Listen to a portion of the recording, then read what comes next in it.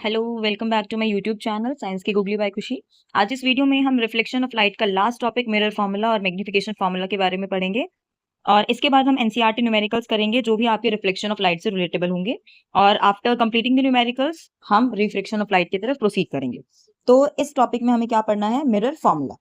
तो mirror formula क्या होता है, पहले आप फार्मूला देखिए, फिर मैं आपको टर्म्स एक्सप्लेन करती हूँ। सबसे पहले है 1/v plus 1/u is equals to 1/f। अब यहाँ पर v क्या है, u क्या है और f क्या है। तो हम v की बात करते हैं। v का मतलब होता है इमेज डिस्टेंस। अगर आपकी इमेज लेट अस अज्यूम यहाँ बनी है, तो जहां से इमेज बनी है वहां से पोल तक का जो आपका डिस्टेंस होगा वो होगा आपका v। ठीक है, अब v हो गया आपका इमेज डिस्टेंस। अब हम बात करते हैं u की। लेट अस अज्यूम मैंने ऑब्जेक्ट को यहाँ प्लेस किया था, तो ऑब्जेक्ट से लेके पोल तक का जो डिस्टेंस होगा ये हमारा होगा u यानी कि ऑब्जेक्ट डिस्टेंस। और नेक्स्ट हमारा क्या है? f मतलब फोकल लेंथ। तो फोकल लेंथ आपने पहले भी पढ़ा है, ये फोकस से लेके पोल तक का जो डिस्टेंस होता है इसको हम क्या बोलते हैं? Focal length. और फोकल लेंथ को हम स्मॉल f से डिनोट करते हैं।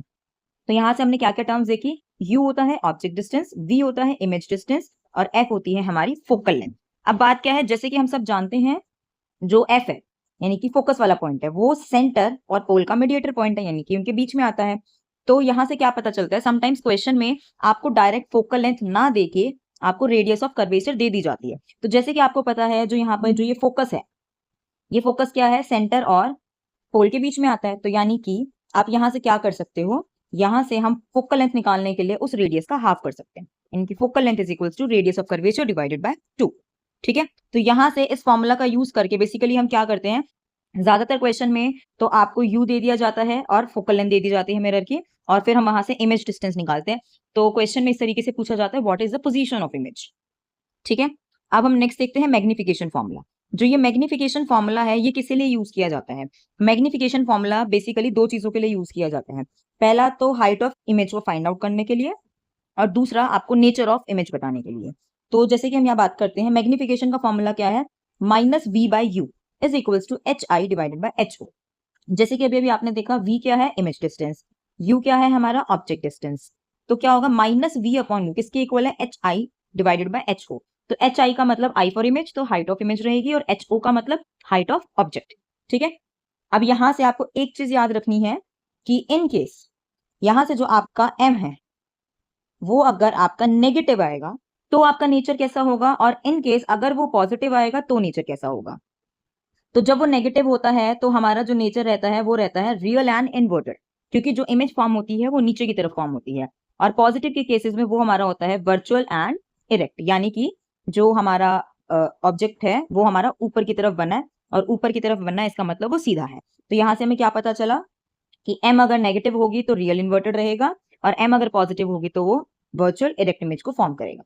अब क्या है, जैसे कि अब ऑब्वियस बात है, अगर आपने फॉर्मूला देखा है तो अब हमारे पास स्फेरिकल मिरर दो टाइप के होते हैं, एक कॉनकेव और एक कॉन्वेक्स। तो वहां पर आप किस तरीके से साइन को यूज करेंगे, क्या चीज आपको प्लस लेनी है, क्या चीज आपको माइनस लेनी है। तो उसके लिए सबसे पहले हम एक ये चीज देखते हैं। जैसे ये देखिए, मैंने एक एक्सिस बनाई है यहाँ पर। तो इसमें क्या होगा, जो ऊपर वाली साइड होती है हमें पता है +y है, नीचे क्या होता है -y। राइट साइड पे पॉजिटिव x होता है और लेफ्ट साइड पे नेगेटिव x। तो अब हम यहाँ से बाकी टर्म्स की बात करते हैं। जैसे देखिए, कॉनकेव मिरर की अगर हम बात करते हैं तो कॉनकेव मिरर में जो फोकस होता है वो आगे की तरफ होता है, यानी कि -x की तरफ। तो कॉनकेव मिरर के अंदर जो फोकल लेंथ है वो ऑलवेज नेगेटिव रहती है। सिमिलरली कॉन्वेक्स मिरर की जब आपने बात की थी तो उसका फोकल लेंथ कहाँ गया था? अंदर की तरफ गया था। तो यानी कि इस केस में क्या होगा, हमारी जो कॉन्वेक्स मिरर है उसकी फोकल लेंथ ऑलवेज पॉजिटिव। अब जैसे कि आप लोगों को पता है, आपने रे डायग्राम्स बनाए हैं, वीडियोस देखी हैं, तो ऑब्जेक्ट को आप हमेशा क्या करते हो? लेफ्ट साइड पे पुट करते हो। अब ऑब्जेक्ट अगर लेफ्ट साइड पे पुट है इसका मतलब क्या है? वो -x एक्सिस की तरफ है। तो यू आपको चाहे कोई भी मिरर दिया गया हो, तो आपका जो ऑब्जेक्ट रहेगा वो हमेशा हमें नेगेटिव में लेना पड़ेगा, यानी कि नेगेटिव वैल्यू रहेगी, जस्ट बिकॉज हम उसको -x एक्सिस की तरफ पुट करते हैं। अब v की जो बात कर रहे हैं हम, यानी कि इमेज इमेज कहाँ बनती है, कहाँ नहीं बनती। सबसे पहले हम कॉन्वेक्स मिरर की बात कर लेते हैं। कॉन्वेक्स मिरर में आपने दो ही केसेस देखे थे, जिसमें ऑब्जेक्ट एक तो आपने इन फ्रंट रखी थी और एक इन्फिनिटी पे। तो इसमें हमेशा क्या होता है? वर्चुअल इरेक्ट बनाता है और अंदर की तरफ बनाता है। तो यानी कि कॉन्वेक्स मिरर जो है हमारा वो हमेशा पॉजिटिव ही देगा इमेज डिस्टेंस, क्योंकि ये आपका प्लस एक्सिस की तरफ चला जाता है।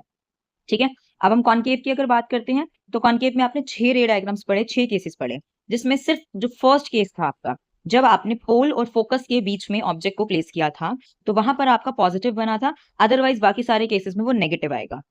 तो आपको यहाँ से इतना ध्यान रखने की जरूरत नहीं है v का। तो मेन आप u का याद रखेंगे कि u ऑलवेज नेगेटिव रहता है, और फोकल लेंथ में कनकेव है तो नेगेटिव रहेगा, और कॉन्वेक्स है तो पॉजिटिव रहेगा। बाकी मैं न्यूमेरिकल्स आपको हैंड रिटन सॉल्व करके दूंगी। यहाँ तक आपको किसी को भी कोई डाउट हो तो आप लोग कमेंट सेक्शन में पूछ सकते हैं।